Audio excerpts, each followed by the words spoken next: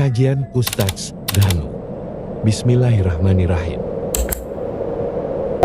Teringat ini waktu kita selesai perang Badar itu kan Rasulullah kan mengumpulkan sahabatnya itu ya, perang Badar.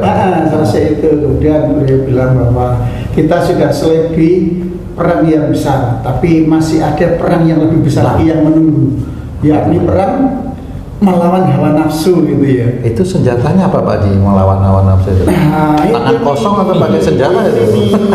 Saya nggak berani nih. Perang melawan hawa nafsu. Ya? Senjatanya apa Ustaz? Bagaimana nafsu itu sebenarnya? Senjatanya Quran Sunnah sama itu ya, hanya itu sih. Ya penjabarannya gini, memang hadis tersebut memang sahih ya, soalnya kemudian yang harus kita ketahui adalah hawa nafsu itu banyak sekali di tubuh kita. Nah, hawa nafsu inilah sebenarnya salah satu, kalau yang tidak baik itu yang nanti akan menjadikan hawa nafsu itu kan bisa menjadi perilaku lama-lama ya. Momennya mau ngomong kasar akhirnya muncul lewat mulut. Ya, jadi kebiasaan akhirnya. Nah, hawa nafsu inilah yang insya Allah itu nanti akan menjadi siksaan di neraka. Ini khususnya bagi yang muslim loh ya, karena kalau yang non muslim saya nggak bahas, nggak bahas karena sudah tahu kan sih. Iya betul. Jadi apa namanya, ini yang muslim lah, ya, siapa tahu hidayah demi hidayah didapat. Jadi gini, hawa nafsu itu semua tubuh kita itu bisa mengikuti hawa nafsu yang baik ataupun yang tidak baik. Nah, untuk menjadikan hawa nafsu itu bisa tereliminasi, kalau tereliminasi enggak ya, dari tinggi menjadi rendah, terkendali istilahnya ya. Kalau eliminir itu kayaknya kurang tepat ya.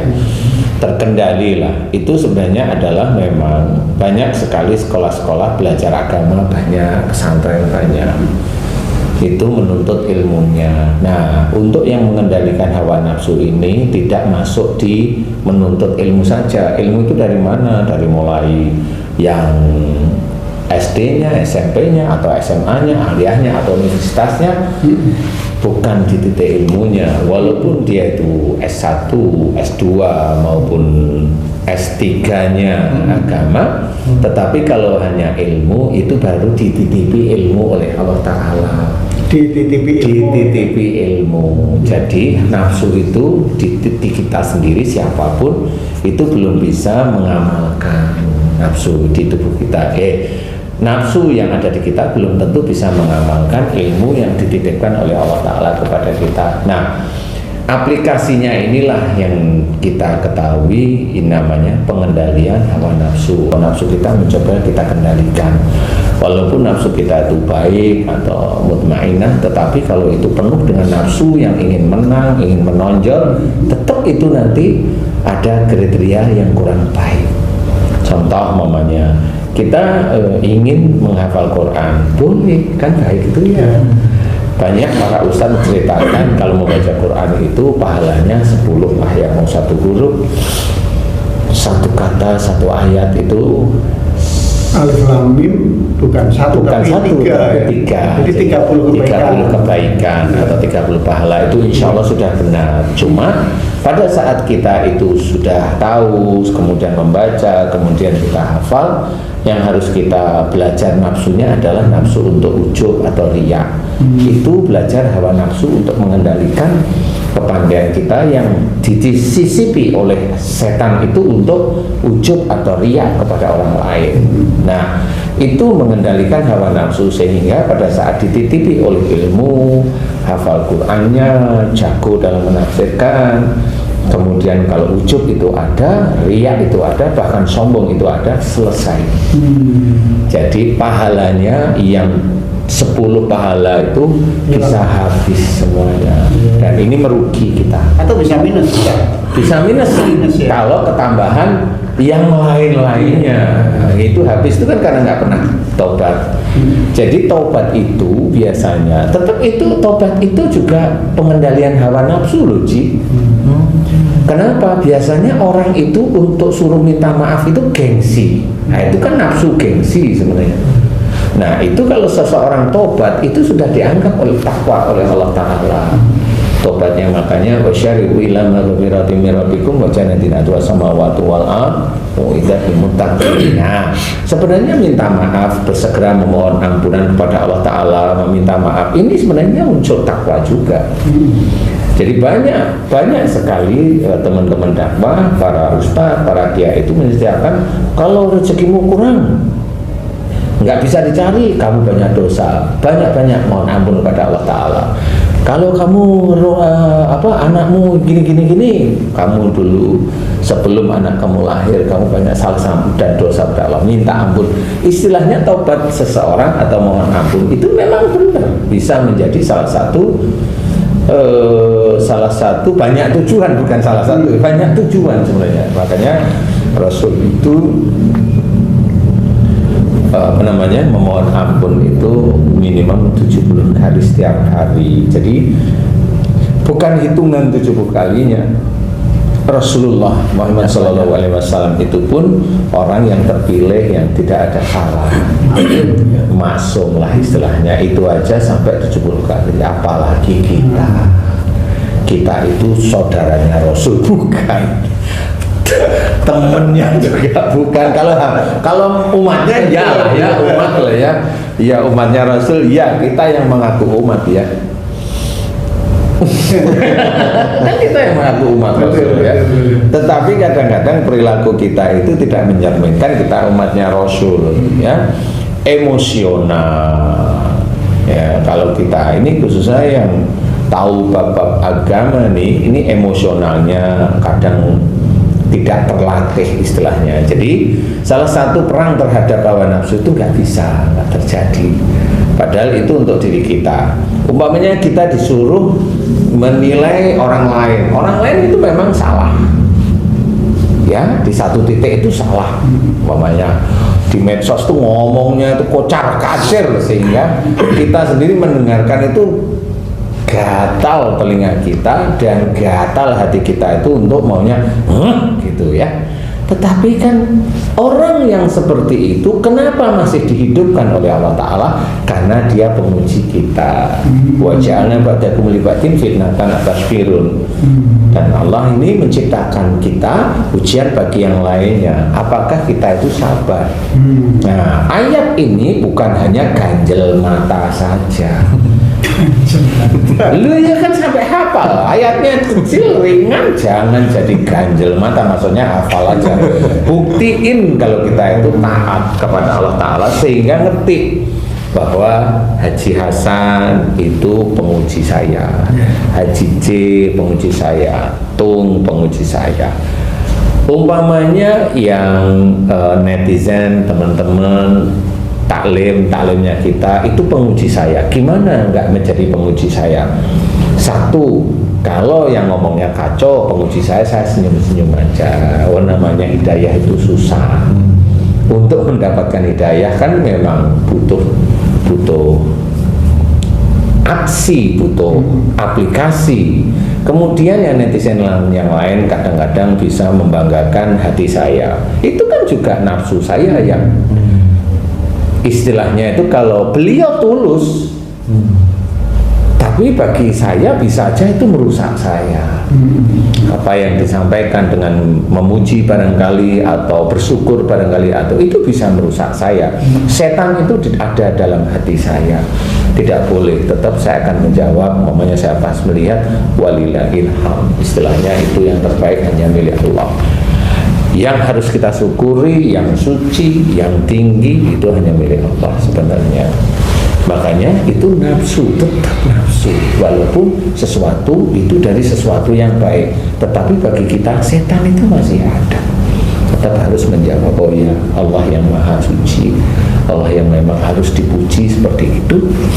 Cukup dengan walillahil hamd, berhenti di titik itu nafsu. Nah, dimanapun sama, kita ketemu orang sudah lama nggak ketemu, ini gimana kabarnya, baik-baik aja, kok saya lihat itu kok nggak pernah berantem, kepala kita besar, kan gitu ya, nggak pernah berantem, kepala kita besar. Kemudian baru kita, iya masalahnya saya tahu dia, saya kenal istri saya.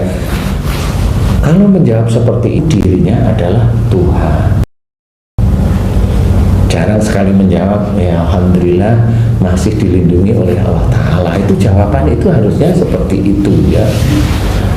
Dan jawaban itu sangat jarang sekali kita dengarkan. Pasti yang kita sering dengar itu karena saya. Nah ini nafsu untuk keluar sama. Nah orang-orang yang seperti itu tidak bisa mengendalikan nafsunya. Dia di sholatnya bisa, dia sholat khusyuk, tapi di ujub riyanya nggak bisa. Dia sholatnya bisa, dia khusyuk, dia baca Quran bisa, tapi dia tidak bisa menyembunyikan hartanya. Tidak bisa itu gembar-gemborkan sama orang. Nah itu juga nafsu. Dia bisa di sholat itu bisa, tapi sampai sholatnya dia sendiri pun rekam di YouTube ya. Nah itu kan orang nggak sadar bahwa dia itu mencoba ada ujub riya itu dimunculkan terus-menerus, dan itu nggak sadar walaupun orang tersebut itu tahulah tentang agama. Nah inilah berperang dengan hawa nafsu ini yang memang terberat ya. Dari perang Badar yang Haji Hasan tadi sampaikan itu terberat karena nafsu itu perangnya dari mulai sejak akhir balik sampai meninggalnya seseorang. Itu nafsu itu harus kita kelola terus menerus. Tidak bisa hanya perang terhadap orang-orang yang memusuhi Islam, nggak bisa seperti itu. Jadi kalau saya, mending kita yang mencari jalan dari Allah. Umpamanya kita yang didolimi, oke lah kita yang mengalah. Masa kita yang mengalah terus? Mengalahlah karena Allah, bukan mengalah karena takut. Enggak sih, karena Allah aja. Siapa tahu nanti kalau kita memang, oh iya sudah saya mengalah karena Allah, kita didolimi ya kita mengalah diem. Padahal kita nggak takut, enggak. Kita hanya mencari ridha Allah agar kita dapatkan nantinya. Nah dari titik itulah mulai kita bisa mengendalikan nafsu demi nafsu. Mau gibah akhirnya kita juga enggak suka kan gitu ya.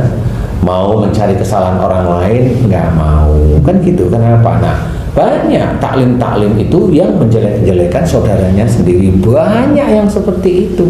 Nah ini tidak mampu mengendalikan hawa nafsu. Bagi taklim yang memang ada mursyidnya seperti itu, tanyalah yang baik.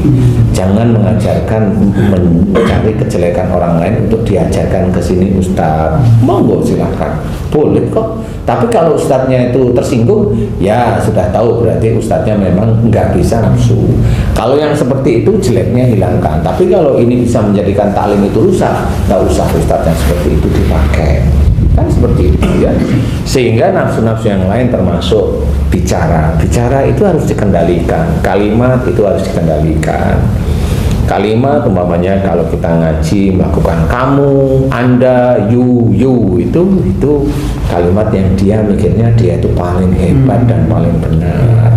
Siapapun orangnya, mau dia itu pejabat kek, mau dia orang biasa kek, mau dia orang ahli agama atau agama, kalau udah kata-katanya kamu merendahkan, itu berarti merendahkan, atau anda itu lebih merendahkan lagi.